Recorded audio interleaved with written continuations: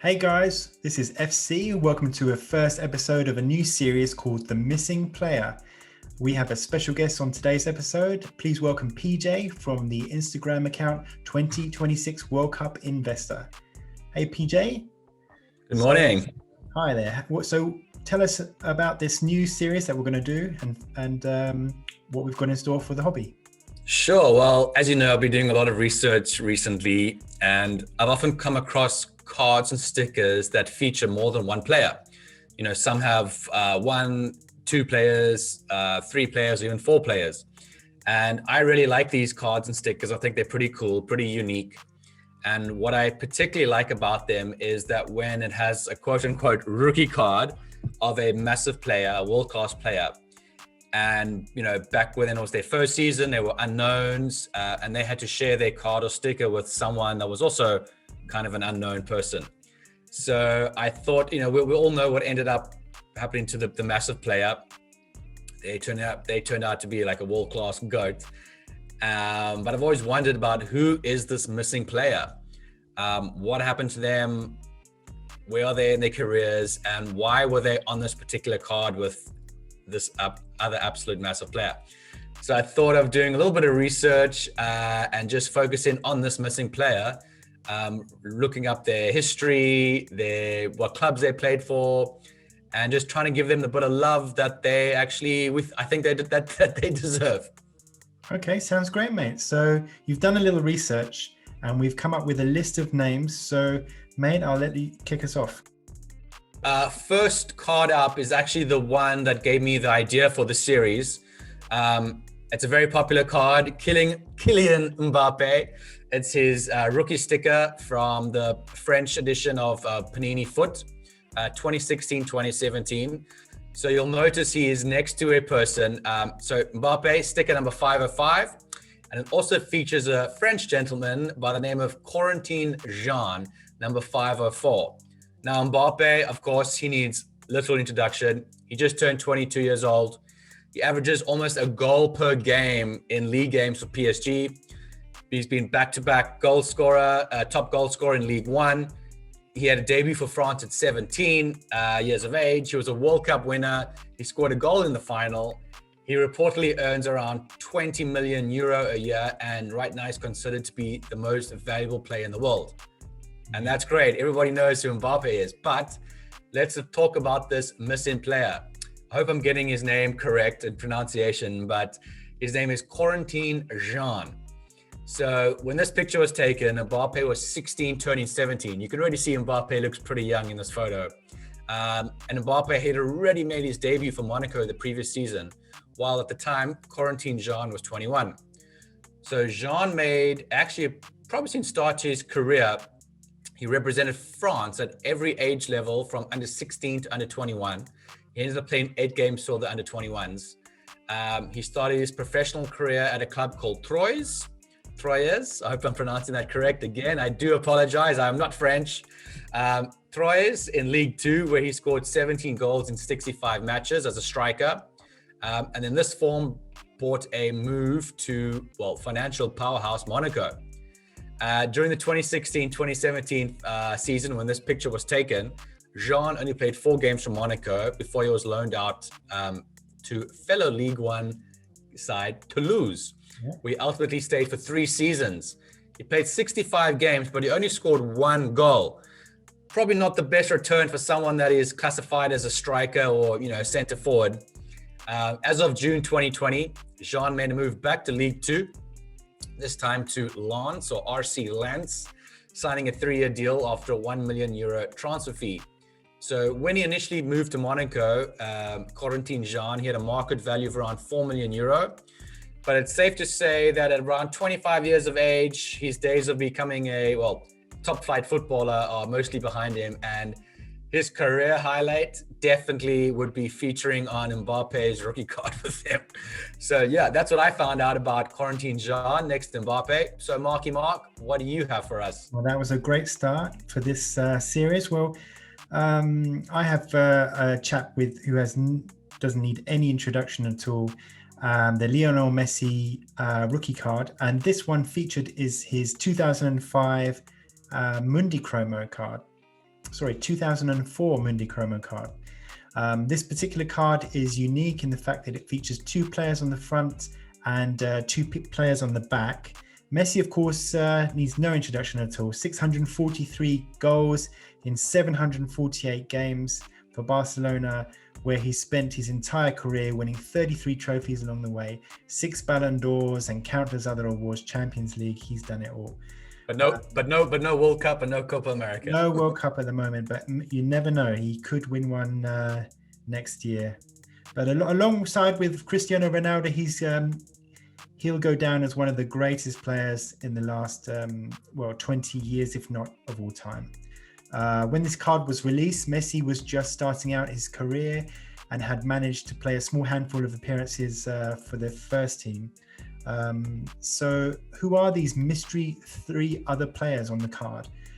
Let's start with the player to the left of young Messi. Just who is this missing player? So we have Francisco Javier Munoz Lompart, referred to as Cisco. He is 7 years older than Messi at the time. Of this card, he had his second spell at Valencia. Cisco was started out his career for Valencia B, scoring 15 goals in 39 matches for them, so not a bad return. Before going out on loan spells to Recreativo and Tenerife in the 2nd division in Spain. So he was also representing Spain. He has represented Spain under 21. On 8 occasions during this time, so scoring 2 goals. So really decent start to a career. Zisco would then return to Valencia just as Messi was making his Barcelona debut, and in fact helped Valencia win La Liga during that 2004 season, as well as the UEFA Cup. So actually Messi's first, so when Messi started Barcelona, I mean, Ronaldinho was there. Well, I know there was like they had a decent team, but so actually Valencia won the league. Yeah, they won the league and the UEFA Cup, so just a fantastic season. And then after that, it's just been Real and Barca, like basically dominating. Yeah, so he would play for about 30 matches during this season, so he was a top, really decent player. So after 2 seasons back at Valencia, he would make a $4.4 million move to Real Betis on a 6-year deal, a massive contract. So things at Betis didn't really work out as planned, and after their relegation at the end of the 2009 season, he would move to 2nd division club Levante. So it started to sort of go down from there. After 2 seasons and 10 goals at Levante, it was time for another move, but this time to Georgia to play for mighty Dynamo Tbilisi. Tbilisi. In Georgia. So he would net 79 goals in 129 total appearances for the club, while in Georgia he would win back-to-back league Golden Boot awards, as well as 3 domestic cups. So very different. I mean, Mbappé won back-to-back League One Golden Boot. Totally different thing. In Georgia. I was actually looking up last night, Marco van Basten, he won 4 Golden Boots, or the Eredivisie. He won 4 in a row when he was starting out. Wow. So, yeah, I mean, back to back. No matter the league, you still obviously have to be pretty decent to win like back to back Golden Boots, irrespective of whether it's in Holland, in Spain, or in Georgia. But maybe I don't know Georgia though. I mean, he's coming from the La Liga, winning UEFA and UEFA Cup and also the league there. So, he's pretty decent player. So massive downturn in fortunes for him though. I mean, but maybe not personally. Maybe he loved it. I mean, he must have done, because he spent a number of years there. So after his playing career ended in 2016, he found himself as in a managerial capacity. He then found himself, if you can believe it, he then found himself in London to take charge of Watford in the championship. Watford, hang on, I got to look this up. Watford, they're in the championship, right? So they are, at the moment, they are 5th. I think they just dropped points. And they're doing very well. They are 5th in the championship, and wow, I mean, so wait, this is his first. I mean, that's a pretty high-profile job for someone, that was kind of a player, like a bits and pieces player ultimately. Yeah. And he's how old? 39, 40? Well, he's 40 years old, so 9 seasons in La Liga, back-to-back Golden Boots in Georgia, and now manager of Watford at That's a only pretty 40 years old. career. So, I mean, if you can be, they have an outside shot of, being promoted to the Prem. To be a 40-year-old manager of a Premier League club or even a Championship club, that's a pretty. Who could go up to the Premier League? I mean, he could find himself playing Man United, Man City, Chelsea. That is amazing. So I guess, I mean, my guy Quarantine Jean, he was, maybe not so great. His highlight was definitely being next to Mbappé, but I guess, maybe this guy is not as, not too bad to be next to Messi. Quite a career. So let's talk about the 2 other missing players on the back of the card, which are featured here.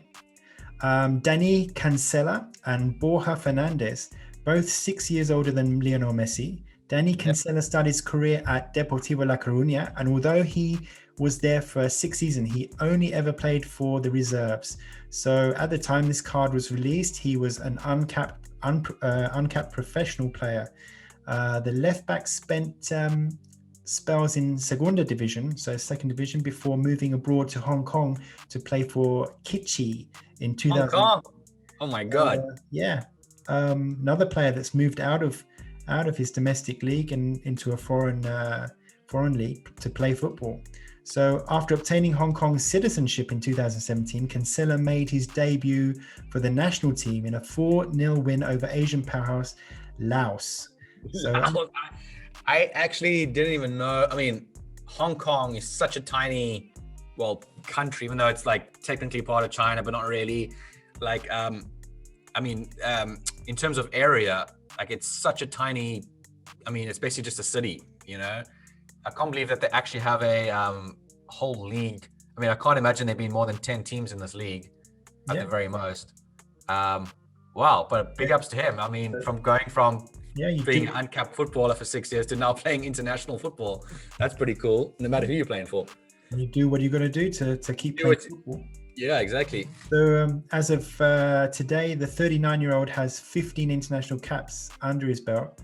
Then we've got Borja Fernandez to the right there. Fared a little bit better during his career, starting his career at mighty Real Madrid. He would represent them 38 times during his 4 seasons at Los Blancos.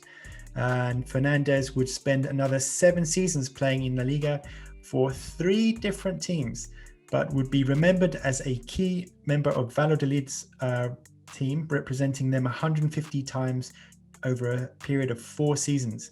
After more than a decade playing in Spain, Fernandez would be the first overseas signing to the Indian Super League, where he would play for Atletico de Kolkata, helping them to a league title in 2014 and also 2016. So Fernandez retired at the end of the 2019 season after one last season back in La Liga for Valladolid. As a bit of a hero, maybe, I don't know. So what do you how do you think that one, Peach? What do you think? Well, I like how, firstly, Messi's card, what is considered the front and what is considered the back? I guess it's either or, right? Because this card, it's just two.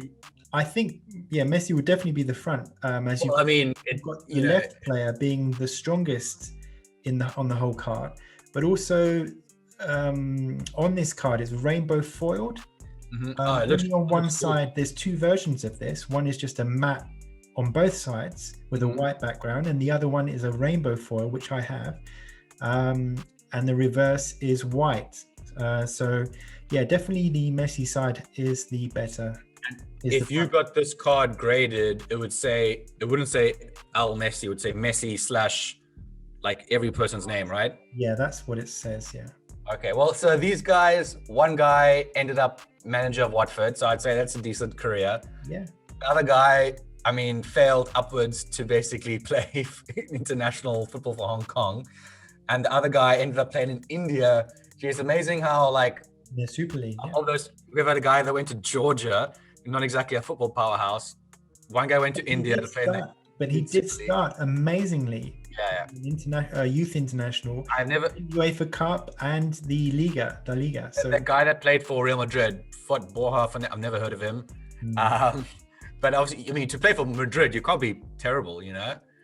So that's quite interesting. All right, well, what have I got for you? So for my second missing player, we're going to go back to the good old 90s when I was just a wee young lad and you were probably in your 30s. Thanks, mate. This time we're going to go to Italy, and it's a sticker from the Panini Calciatori set in 93-94. Nice. Sticker number 551, featuring Filippo Inzaghi in his first year, possibly a rookie. I do have this in my collection somewhere. I can't show you because everything's a mess. And another player by the name of Giovanni Civis. Again, I hope I pronounce his name correctly. So Inzaghi, I hope I don't have to mention too much about Inzaghi, but really decent player. Had a solid career, over 150 games for Juventus, another 300 games for AC Milan. He scored a total of 288 goals in his entire career. I mean, internationally, he played 57 times for Italy, scoring 25 goals. His career highlight would probably be winning the World Cup with Italy in 2006. I think he did play in the final, but in the tournament, he scored one goal in the tournament, and that was a 2-0 win in a group game against the Czech Republic. So after Inzaghi's playing career came to an end, he actually has gone into management and recently won the Serie B title with Benevento of 2019-20. So right now he's actually managing a Serie A club, which is pretty amazing. Let me just quickly check the table. Yeah, it's quite rare that you get a superstar player managing a team. I mean, it does happen, but usually they're players, that have had a bit of a career, but you know. Yeah. So right now, Benevento, they're 14th in Serie A, 23 points. They are 8 points above the drop. So if he can stay up, which, you know, it's still early days, but it's looking pretty good. I mean, I've never heard of Benevento. I'll be completely honest with you. And now my second player, Giovanni Civis. Well, to be honest, I couldn't actually find much information about him. I did a lot of hard work, a lot of hard graft trying to find information. And it turns out that he played 28 times for Verona in Serie B with Inzaghi as his teammate, and then played one season for Juve Stabia in Serie C. And that pretty much sums up his entire career. A total of 48 matches played, all well below the top flight, and he had 3 career goals, and they all came in Serie C. So for Mr. Giovanni Civis, his career highlight was definitely appearing on Filippo Inzaghi's first year sticker. Not too much of a career for this guy. Not much of a career at all for your missing player. No. So for those of you who have a sticker, or the sticker for Inzaghi, I guarantee that's probably the only one for this Giovanni Civis. So, you know, that's pretty rare, put it that way. A rare one, yeah. All right, so what do you got for us, Marky Mark? Population 1, if you send that one in. So I spent most of my money on women, cars, and booze. The rest I squandered. Famous quote by one of the legendary players of this card.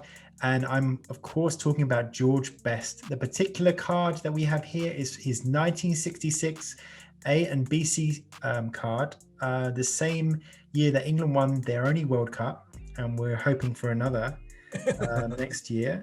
And one of the greatest to play the game, and no doubt one of the most naturally gifted football stars ever, I would say. George Best was a Northern Ireland international who played 37 times, scoring 9 goals, although he regarded playing international football as recreational football. He is best remembered for his exploits for Manchester United, scoring 179 goals in 470 appearances. With the ball at his feet, Best was unstoppable. Many pundits regard him as the greatest dribbler of all time. And I mean, I've seen footage of him throughout my whole life, and he's just amazing. I've heard, I'm doing a lot of research. I've read stories that people say that he was like the most, everyone talks about the Brazilians and the Argentinians, like just raw, like skillful players, like they just come out the womb dribbling. But like George Best was apparently the best dribbler. But he's kind of one of those players where if he had like half an ounce of hard work in him, he would have been best in the world. But like he was just so talented, like it just came to him. And my dad actually told me that, so when George Best retired, he kind of played exhibition games kind of around the world, and he played in Cape Town in South Africa, and a couple of games in South Africa. And even though it was just an exhibition game, like 50,000 people would come and watch him, and just like, amazing player. And he was like a rock star, like off the field too. He was I think he dated like Playboy models and like Miss Worlds.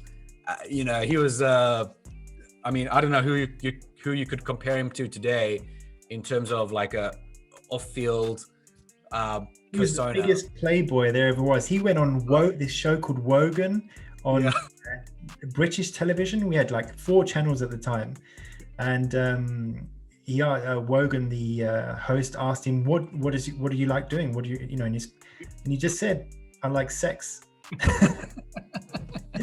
Sex and drinking. That's it.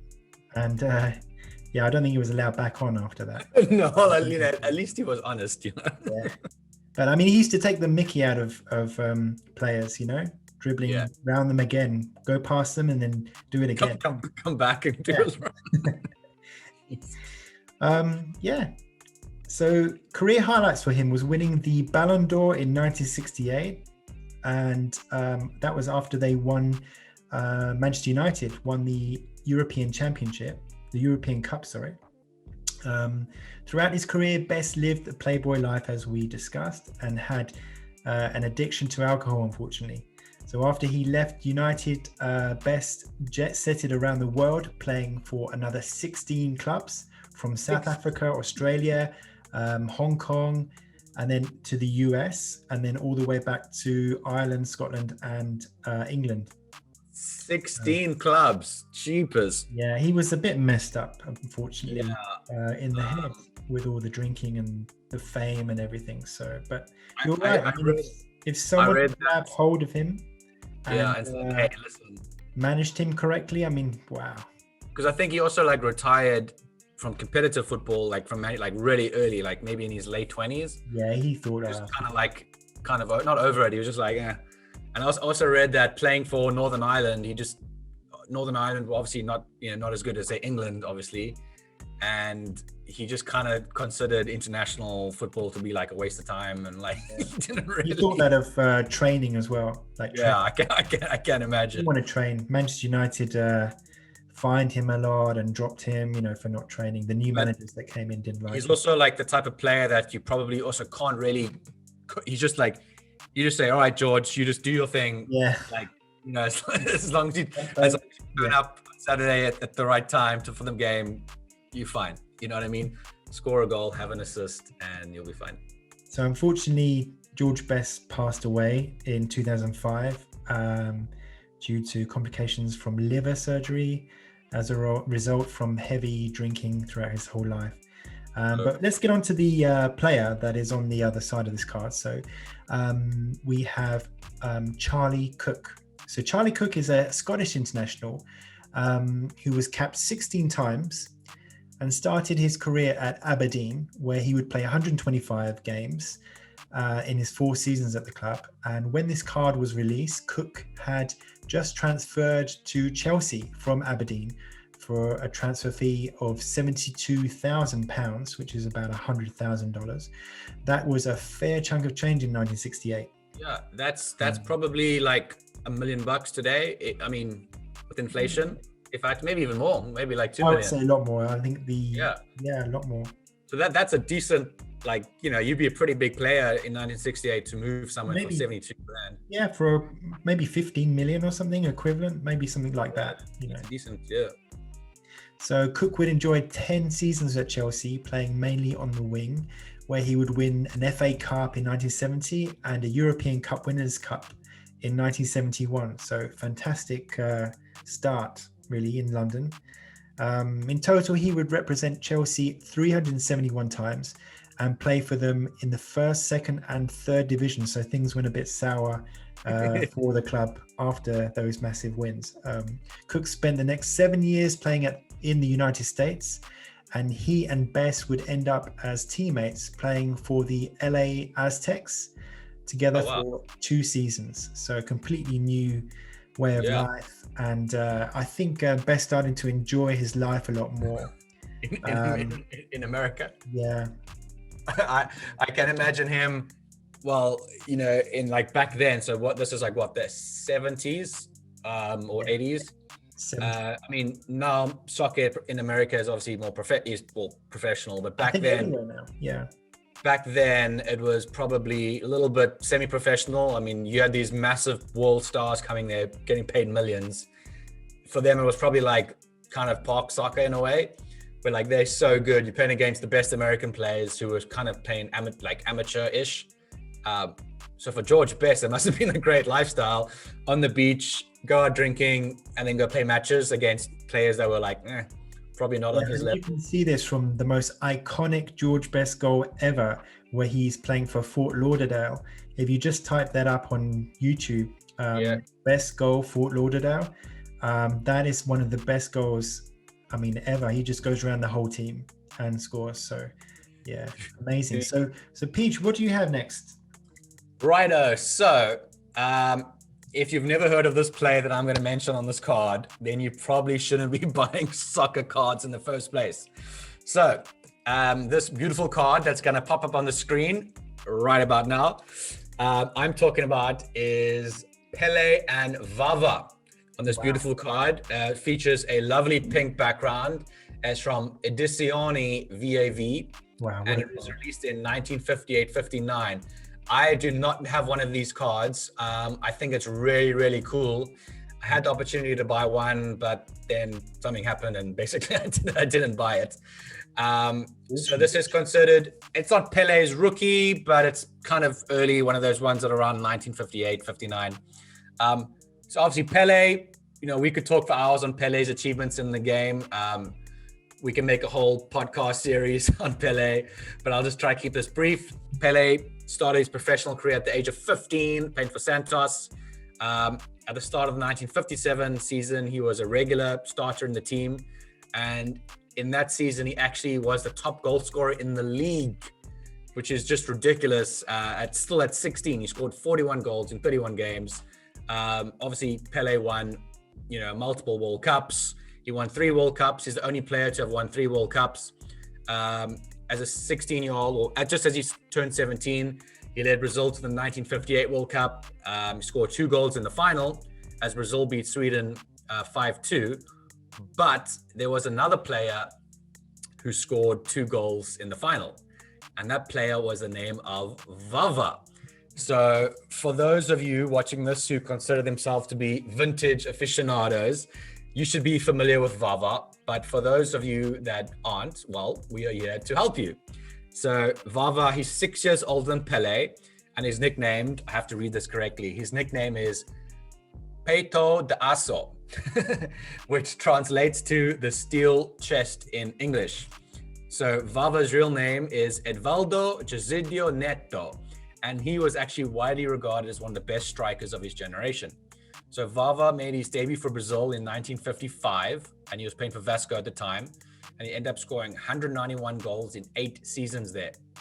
So like Pele, Vava was a member of the 1958 and 1962 World Cup squads, and because he was a member of these 2 famous squads, Vava joins an elite group of players that have won 20 players that have won 2 World Cups, with Pele being the only one that has won 3 World Cups. So Vava and Pele, they actually share another fact in common. They are only 2 of the 4 people that have scored in the finals of 2 different World Cups, which is an incredible fact.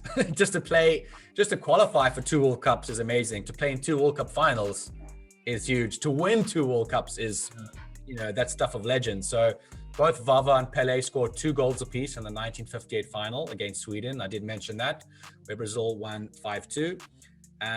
Vava would end the 1958 World Cup with 5 goals, and the 1962 World Cup with 4 goals, which would actually see him take home the Golden Shoe Award with 4 other players.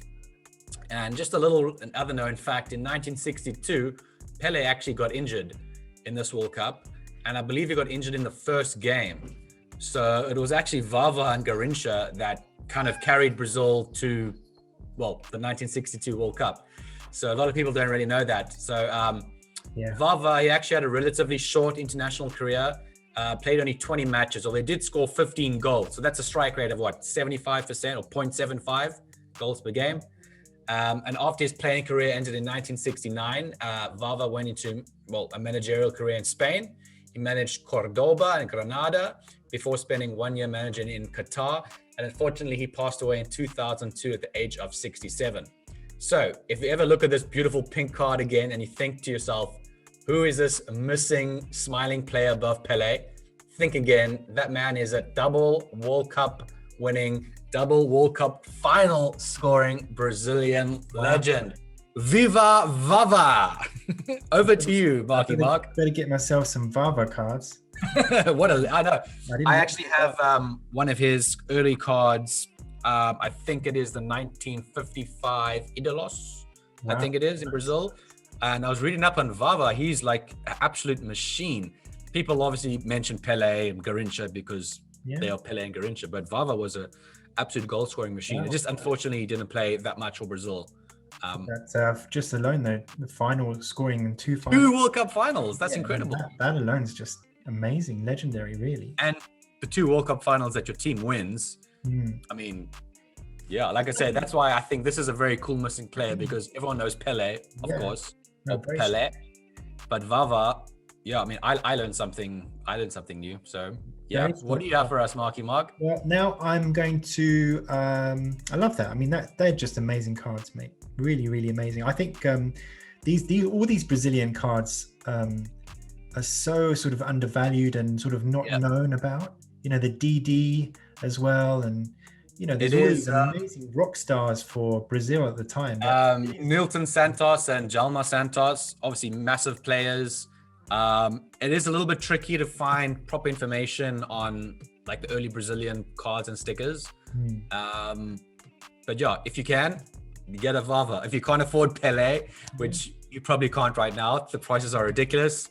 Garrincha is another huge player, which I'm sure we'll talk about at a later time in more detail. I also think Didi, I think that's a mega card. He was a mega star in the 50s. Absolutely huge. He was a massive celebrity there. And he played for Real Madrid as well, came to Europe for a season.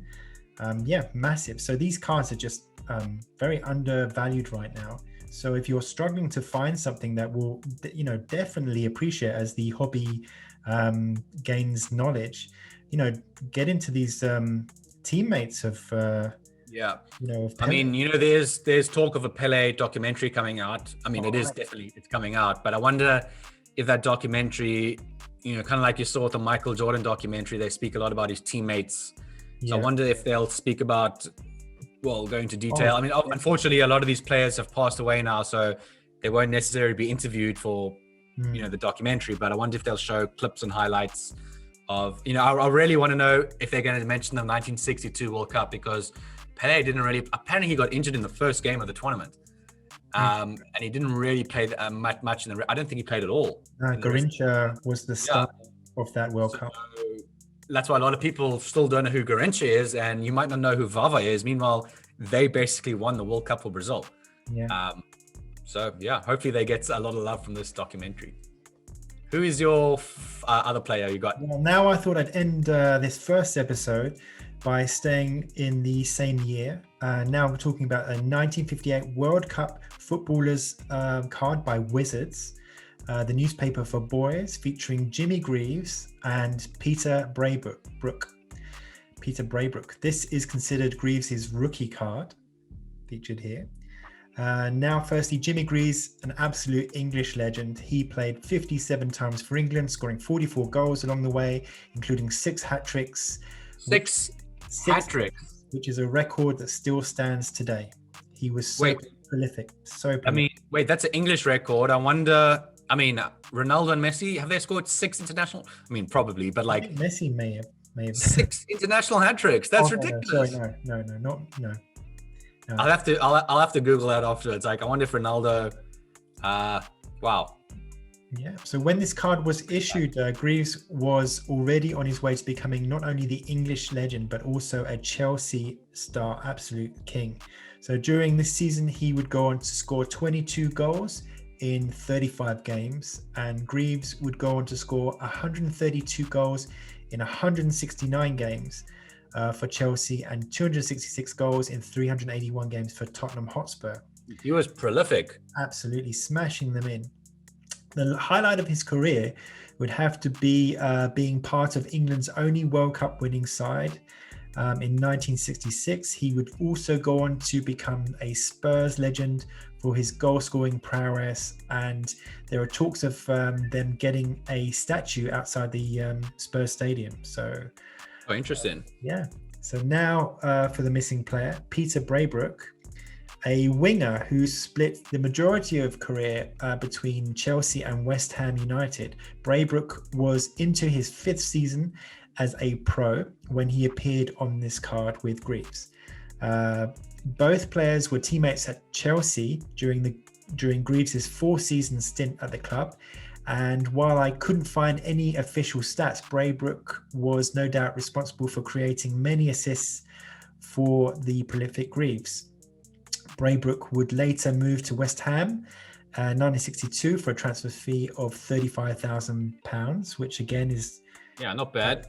No feat, it's not a small amount. During his time at West Ham, he'd play with the legendary Bobby Moore, Martin Peters, and Geoff Hurst, who made up the England World Cup winning side, along with Greaves.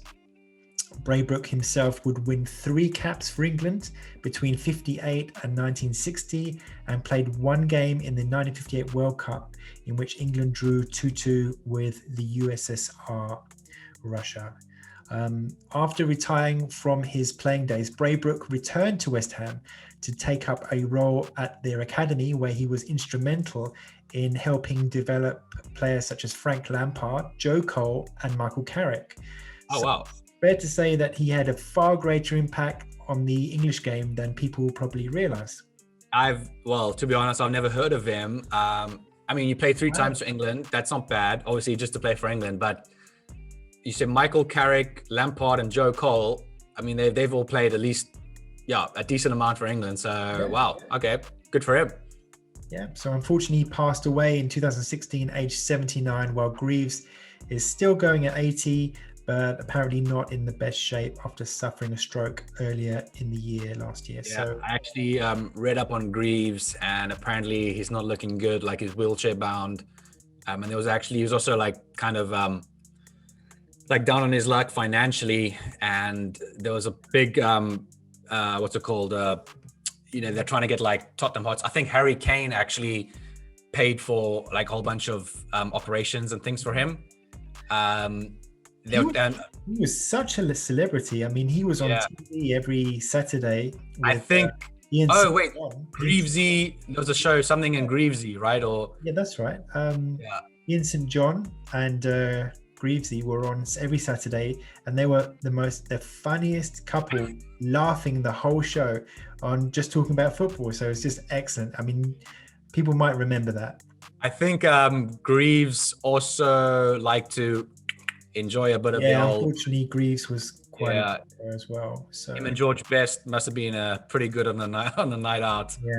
Yeah, lots of fun. Yeah, but thanks for that. I learned something. I have no idea who.